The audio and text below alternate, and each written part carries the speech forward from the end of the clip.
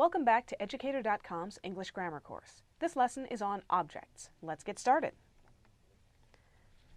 Alright, we're going to begin with a brief overview. We're going to talk about transitive and intransitive verbs, which ones take an object and which ones don't. We're going to ask what is an object, we're going to look at direct and indirect objects, and finally, we're going to look at how to use objects in grammatical sentences. Alright, the difference between a transitive and an intransitive verb. A transitive verb takes a direct object. There is something in the sentence that directly receives the action. The way you remember this is a transitive verb, transit of course means transportation, travel. A transitive verb takes you to an object, transit. So, this morning Sally baked is our verb, a cake. Cake receives the verb baked. What did she bake? She baked a cake. The cake is what received the baking. An intransitive verb does not take a direct object. Sally sings beautifully. Well, beautifully is not the recipient of sings. You don't say that, what does she sing? She sings beautifully. Beautifully is not a what. So, sings is an intransitive verb in this case, and beautifully is not an object. Well, what is an object? The object of a verb receives the action of that verb. The object of a verb will never be found in a prepositional phrase. Never, never, never. There is such a thing as an object of a preposition, but the object of a preposition is never the object of a verb. So, let's look at some examples. I love painting. Our subject is I, our verb is love, and painting is what receives the action of the verb love. We understand your message. Our subject is we, our verb is understand, and what is it that we understand? What receives our understanding? Your message. I have brought you flowers. I is the subject, have brought is the verb, and in this case we have both a direct and an indirect object. It's the flowers that are the direct object. They receive the brought. And you is what's called an indirect object, which is receiving the flowers. We're going to get into this in more detail as the lesson goes on. But to begin with, let's look at direct objects. The direct object directly receives the action of the verb. We understand your message. Our verb is understand, and your message receives that action. I love painting. I have 3 gallons of milk in the refrigerator. George married Martha last year. Now the indirect object receives the direct object. So, let's look at the sentence, Fred showed me your message. Fred is our subject, showed is the verb, and message, your message, is the direct object. It's what's actually being shown. But me is the indirect object. If your message receives the action showed, me receives your message. I have brought you flowers. I is our subject, have brought is our verb, flowers is our direct object, and you is our indirect object. Now remember, you can only have an indirect object if you already have a direct object in the sentence. Without a direct object, there's nothing for the indirect object to receive, and it's not an indirect object. George gave Martha a wedding ring. Well, a wedding ring is the direct object, that's what actually received the giving, and Martha, the indirect object, received the ring. I find it helps to think of direct and indirect objects as being sort of like a baseball. If you have the sentence, Bob threw George the ball is the direct object. It's what's actually receiving the throwing. The ball is experiencing the G-force of being hurled at George. Ah! George is the indirect object. He just catches the ball. So, the ball takes the direct brunt of the verb. George gets it indirectly, so he's the indirect object. All right. Object of a verb versus object of a preposition. Neither a direct object nor an indirect object can ever be part of a prepositional phrase. Let's look at how this breaks down. Paulo threw Mark the ball. Paulo is our subject. Threw is our verb. The ball is our direct object. Remember, that was our example. The ball is what's getting thrown. And Mark is the indirect object because it's receiving the ball. Not the throwing, but the ball. But there are a couple of different ways you can say this. Paulo, there's our subject again, threw the ball to Mark. Well, the ball is still the direct object. It's still experiencing the g-forces, but to Mark is a prepositional phrase.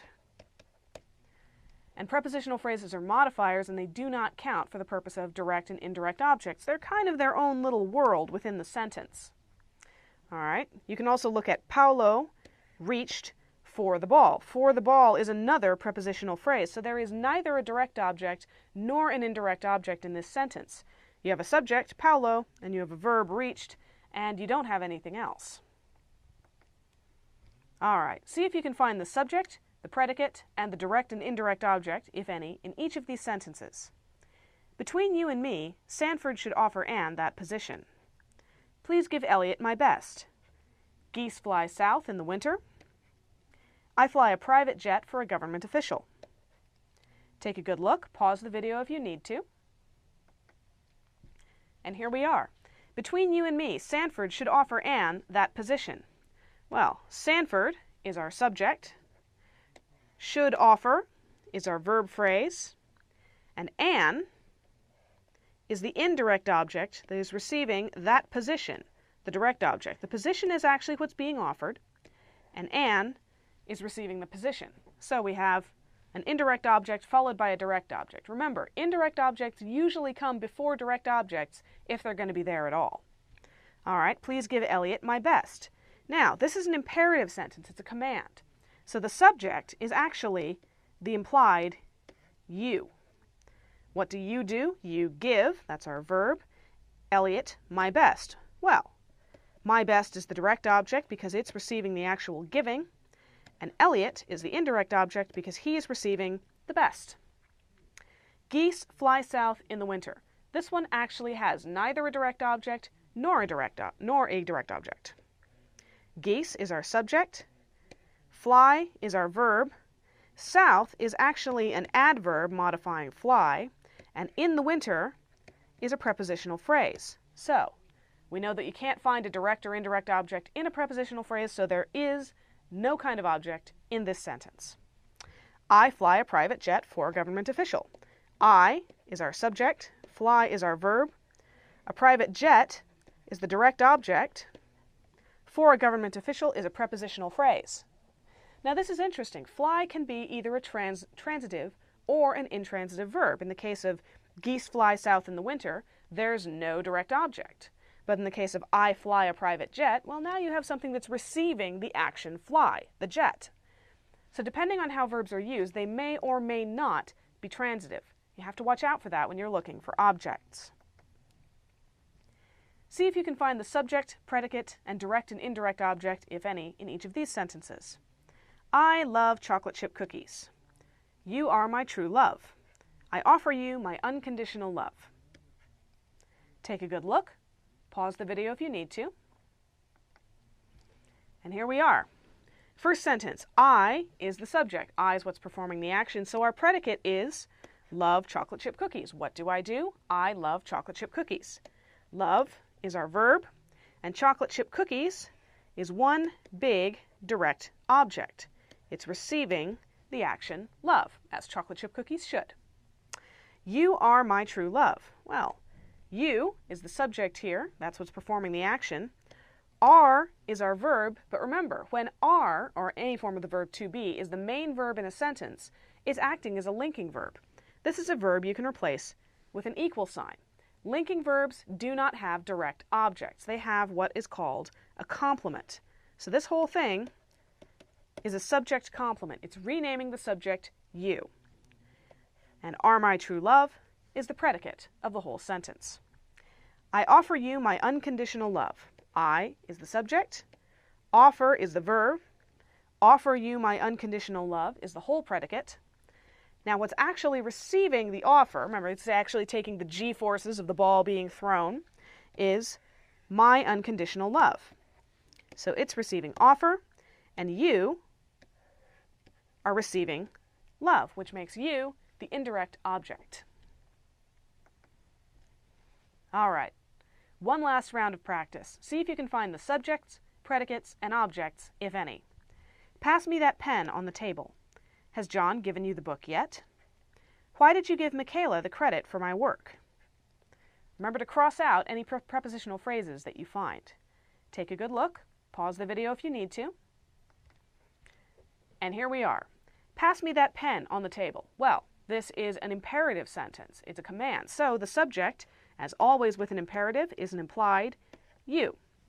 Pass is our verb. That pen is what's actually taking the g-forces of being passed, so it's the direct object. Me is the indirect object that's receiving the pen. And on the table is a prepositional phrase, so we're ignoring it for this purpose. Has John given you the book yet? All right, John is our subject. You remember that the order of subjects and predicates can be a little bit mixed up in the cases of questions. And has given you the book yet is our predicate. Has given is our verb phrase. The book is our direct object. Again, it's receiving the giving. And you is the indirect object because you is what's receiving the book. Why did you give Michaela the credit for my work? All right. The subject here is you. The verb phrase is did give. Once again, we have a predicate that's broken up because this is a question. And the credit is the direct object. Again, it's what's being given. So it's receiving the action of the verb give, and Michaela is receiving the direct object credit. And for my work is a prepositional phrase, and we're ignoring it while we're looking for objects. That's all for this lesson. Thank you for watching Educator.com.